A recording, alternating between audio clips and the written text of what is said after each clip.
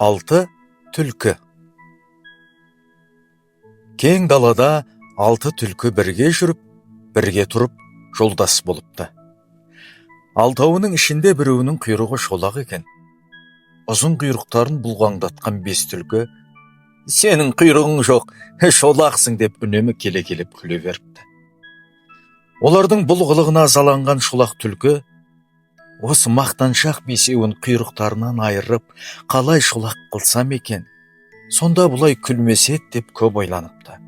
Ақыры бір амал тапқандай болып серіктеріне келіп, «Қашанғы бұйығып жүре береміз, бір жақсы ойын ойнайықшы, ішіміз пісті ғой» деп өтініш айтыпты.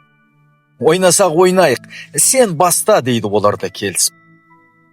Шолақ түлкі әлгі мақтаншақтарды ертіп, қалың қарағайдың ішіне әкеледі.